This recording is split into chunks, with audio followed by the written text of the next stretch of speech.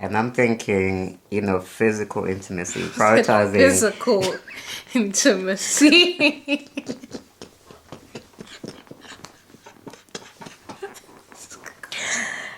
Cut.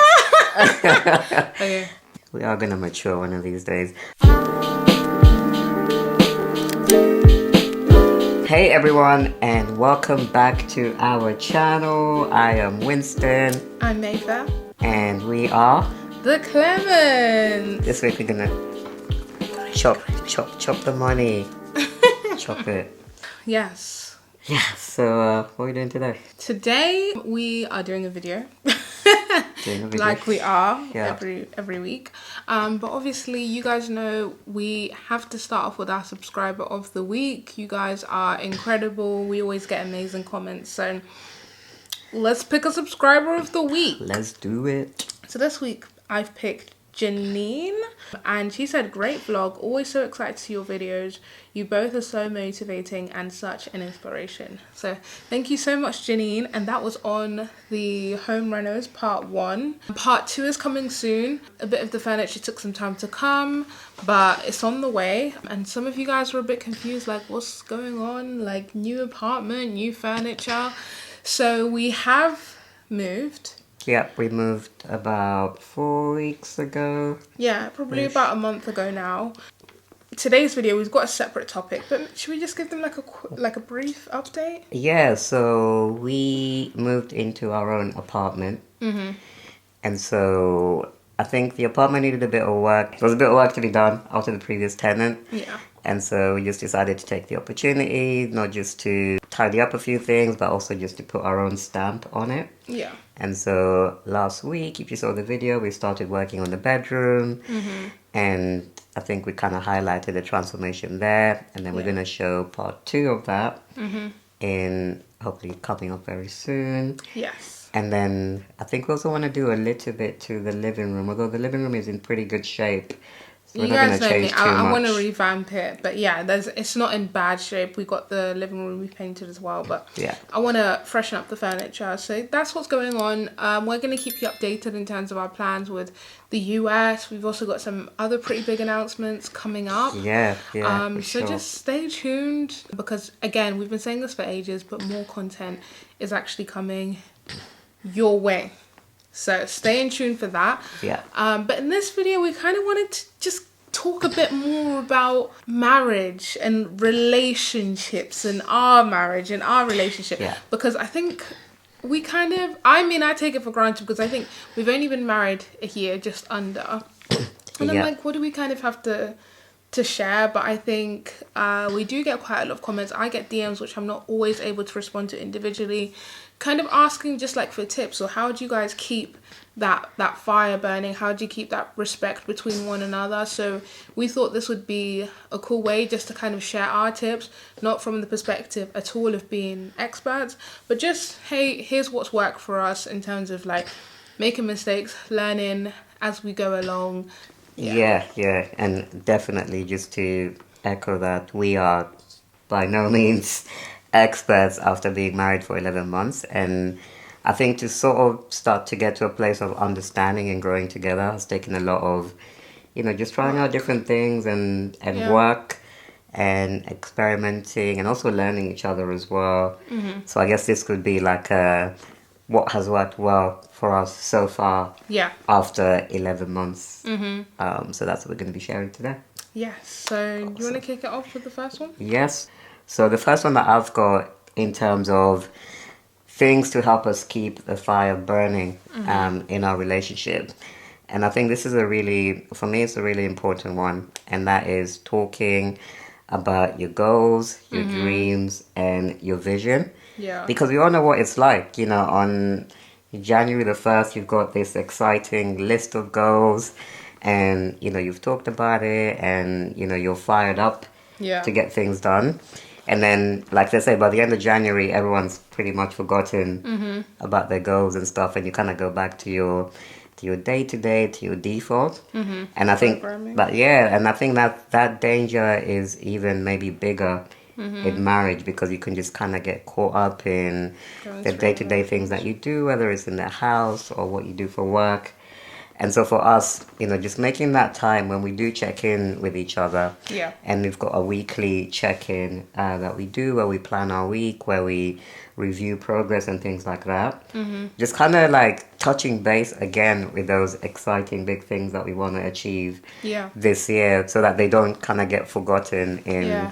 in the day-to-day. Yeah, and I think it's also really helpful in terms of building intimacy and keeping the fire Yeah. burning, because for us anyway, we really believe that, yes, we have a great time together, but we believe that we are together for a bigger purpose, and to achieve something on a grander scale. Yeah. So when we remind ourselves of like our goals and the bigger vision, I think it encourages us sometimes to just put the little things to the side and really recognize, hey, like, this is what we're joined together for. Let's keep our eyes fixed on that. So I think that's a really good one. The second one I have time. It's about making time for one another. Yeah. And I think for us, for example, we both work from home. Obviously, we do YouTube together, and we do a lot of the other work that we do together. We have some separate work, but we're together for a lot of the time. Your situation may be different, but I think it's so easy to think, yeah, I'm spending time with the person. Like, we share a bed, we share a house, we see each other all the time. We live together. But I think it's so important in terms of keeping that fire burning to actually carve out specific time just to hang out and to be in your relationship. So for us, we have a date night that we try and stick to every Friday, and then we try and get away every month, even if it's just for a hotel. And then kind of every quarter, obviously it's been a bit more difficult because of COVID, but every quarter we try and get away for a longer period of time, whether that's like abroad or whatever, just to focus on us, not the day-to-day struggles and paying bills and whatnot, just us. And I think that's great for keeping the fire burning, because it allows you to still keep dating your partner. I know that's been really helpful for me, just getting to ask those questions that you'd usually ask, on a first date, like, what's your favorite thing to do, like, what makes you smile, Favorite color, all that stuff. Hopefully you know that about each other by now. But yeah, don't neglect spending time with one another, and be intentional about it. Like, if you're engaged, start talking about that now. If you're married, it's not too late to begin to carve out that time. And yeah, I know people can say, oh, when you have kids, things change or whatever, but I think it's so important, because that's the first relationship that we believe everything's going to come from. So that has to be strong. Yeah, 100%. I think the only thing I'll add to that is just to kind of, point out the distinction between spending time and spending quality time. Because I think maybe a lot of couples out there are spending time together, but are not actually kind of ring fencing that quality time. Yeah, and I think so true. I think that's what we're talking about here, just having that sacred time just for the two of you to talk about things that nurture the relationship or the marriage. And there's so many ways to make time that you spend together quality. So for example, if you have dinner together every night, it could be that you're just going to not have phones, or you're going to make sure that instead of watching TV, all you're doing is talking during that time. So it's not even necessarily carving out a date night if you don't have that capacity. It could be looking at something that you already do together and asking, how can we raise the quality of that? Definitely. And so the third one that is on the list is, and I think it relates to that previous one as well, in terms of like protecting, quality time and the time that you spend together. And it is around prioritizing intimacy. And I'm thinking, physical intimacy, prioritizing physical intimacy.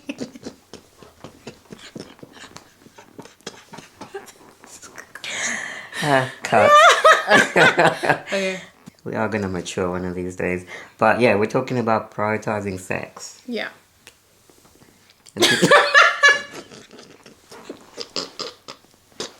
I think it's definitely important, because I don't know, like, I think when you get married, like, of course, like, you're attracted to each other, or at least that's the hope. We're attracted to one another, but it's still really important to carve out. Let's just finish laughing. You're so annoying. This is so... Okay, no, we need to actually... Okay. We're back.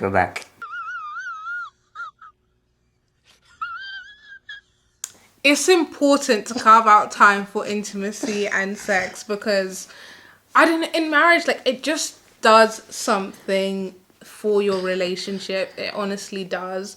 I think it's that connectedness. Like, I think for us, it always kind of like brings us back together, and allows you to connect to that person on like a physical, emotional, even spiritual level. So yeah, for us, it's just something that we make an active effort to not neglect. And if it has gone some time where it's like, hey, okay, we haven't really prioritized that, then that's something that we definitely look at, whether it's okay, is it that environment maybe hasn't been conducive to that, one of us has been busy, and what can we do to kind of remove that, because it's a gift within marriage. Yeah, definitely. And I think that's, for us, maybe having that slight, different dynamic of being an interable couple. Yeah. I think that's one of the questions that we get the most. And, we've done a video on intimacy, so I'm not going to go too deep into that. But I think, yeah, you're right. Sex does bond you in so many different ways. And just kind of keeps the spark and the magic alive. And I guess just to think about it from a different perspective, when you probably had cases of couples who started to drift apart, and one of the common things that you hear is we've become almost like roommates. Yeah, without that kind of physical intimacy. Yeah, and I think that's where it can get to when you start to not prioritize that physical intimacy. The fourth one for us is really around just forgiveness and having grace towards one another. Yeah. Because the truth is, in marriage, you are going to hurt each other in big ways and smaller ways. Of course, it's important to talk through those things. It's important to have that communication line where you both feel seen, and you both feel like, your issues have been aired out. But I think what's really helped us in marriage is being able to draw a line under when something happens, because if you don't do that, it kind of continues forward as resentment, and then that affects your intimacy in every other area, your emotional intimacy and even your physical intimacy. So I think it's having that rule of, okay, we're going to talk things out, and we're going to realize that some things may take longer to get over, but not using that as a thing against the other person of like, oh, last week you didn't pick up dinner when you said you were going to pick up dinner. It's, okay, that's happened. We're still in this together. How can we kind of move forwards? So I hope that one makes sense. It's really just around having compassion and forgiveness towards one another, which kind of first stems from communication. Yeah. And one thing that's helped us is we've actually got a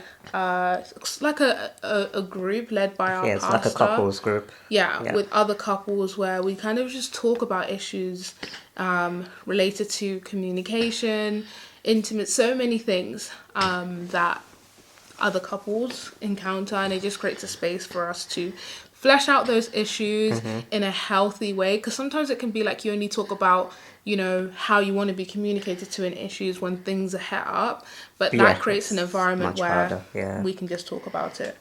Yeah, definitely. And I think on that last point, I think being in that community around other couples who are Christian, who are, I guess, young Christian couples having maybe a similar experience to ours, also provides us with, tools as well. Yeah. Because you get to learn almost like best practices of what, other people are doing and how other people are approaching situations that either we've already encountered or we're going to encounter in the future. So it just helps us to come up with a tried and tested way of doing things and not have to figure everything out on our own. On your own. Yeah. So those are our 4 tips. Hope you guys find those helpful. And if you've been married a little while, or longer than a little while, drop us in the comments like what really helps you, and maybe you can encourage another couple as well. But for now, we love you guys, and we shall see you in the next video. Have a good week. Mwah. Bye, sweetheart.